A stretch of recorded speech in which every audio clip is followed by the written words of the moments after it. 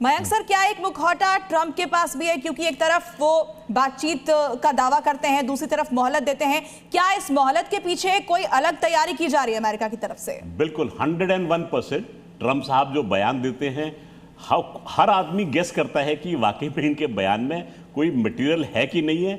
आपको लगेगा जैसे इन्होंने वेनेजुएला के बारे में बोला था कि वेनेजुएला के बाद में अब ईरान टारगेट है। लोगों ने बोला नहीं, ईरान को टारगेट नहीं करेंगे, ईरान को इन्होंने टारगेट कर दिया।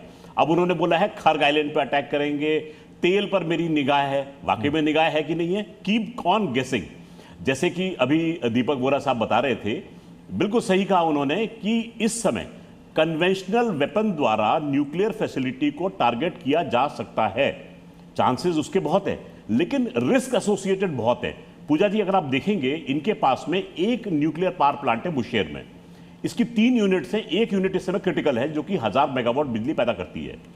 अगर इसके ऊपर खुदा ना खास्ता अटैक होता है तो ये प्रेशराइज्ड वाटर प्लांट है और ये थोड़ा सा चेरनोबिल से ज्यादा सुरक्षित है, परंतु इसका भयावह परिणाम होंगे। अगर बाई चांस इसके ऊपर कन्वेंशनल अटैक भी होता है तो इसके पास में जितने भी देश हैं उनके डिसैलिनेशन वाटर का जो होता है वो यहीं के पानी के ऊपर डिपेंड करता है। तो अमेरिका चाहकर भी इसके ऊपर ये अटैक नहीं करेगा, इजराइल भी चाहकर भी इसके ऊपर अटैक नहीं करेगा। तो मेरा मानना ये है कि न्यूक्लियर पावर प्लांट सेफ है। आज की 2 बड़ी डेवलपमेंट, एक तो ईरान चर्चा कर रहा है, शायद फैसला ले भी ले, एनपीटी से बाहर आएगा। दूसरी तरफ यूएन के अधिकारी ने इस्तीफा दे दिया। वो ये कह रहे हैं कि अमेरिका ईरान पर परमाणु हमला कर सकता है। कैसे देख रहे हैं इन दोनों खबरों को आप? बहुत बहुत धन्यवाद sir, thank you very much. सुबह सुबह क्षमा कीजिए, बहुत अच्छा लगता है आपके साथ होता हूँ। कर्नल साहब हैं, विशेषज्ञ हैं।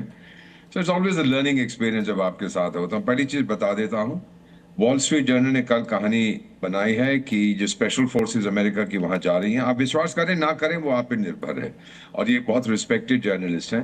वो एनरिच्ड यूरेनियम 460 किलो जो कहानी सुनाई जाती है उसको बाहर ले आएंगे। इसका मतलब स्पेशल फोर्सेस जाएंगी और एक इंजीनियरिंग बटालियन जाएगी, उनको बाहर ले जाएंगे। उसके बाद फिर ठोकेगा अमेरिका। उसके B-2 बॉम्बर्स आएंगे इधर से उधर से। आज तक जंग में एक भी B-2 बॉम्बर नहीं गिरा है, जो मर्जी लोग दावा करें, नॉट अ सिंगल वन। एक एक्सीडेंट में गिरा था और कुछ नहीं। इतनी शक्ति है उस जहाज में, 40,000 फीट से ऊपर उड़ता है, वो ध्वस्त कर देगा जो कुछ है ईरान में। तो मेरा मानना है सर, एक जो ये कह रहे हैं कि न्यूक्लियर हमला करेगा, दैट्स नॉट ट्रू। वो उसके न्यूक्लियर फैसिलिटीज को बर्बाद कर देगा, लेकिन यूरेनियम को पहले निकाल देगा ताकि रेडिएशन लीक ना हो। ये मेरा मानना है जो इस समय खबर आ रही है। दूसरी चीज आपने कहा था कि किसी ने, पहली चीज आपने कही थी सर, एक तो ये जिसने रिजाइन कर दिया और दूसरा था मोहम्मद सफा, यूएन के अधिकारी।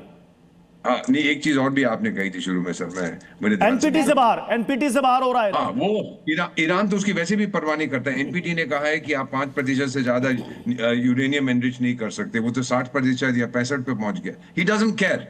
वो तो एक सिर्फ दिखावा है, वो एक कवर है, कैमोफ्लाज है। जैसे ये पीस टॉक्स जो हो रही थी, बेवकूफ कर रहे थे जिहादिस्तान में, तो ईरान ने साफ कहा ये तो कैमोफ्लाज है यार, ये तो छिपकली की तरह रंग बदल के आप यहाँ कर रहे हो। और किसको बुला रहे हो? एक भी गल्फ कंट्री नहीं आई थी वहां पे। टर्की को बुला दिया, सऊदी अरेबिया को बुला दिया, इसको बुला दिया, इजिप्ट को बुला। That is total nonsense, non starter. तो ये कैमोफ्लाज है, ये एक मुखौटा है। उसके पीछे सर ट्रंप बाज नहीं आने वाला। गाली दो जितनी देनी है उसको, वो नहीं रुकेगा सर।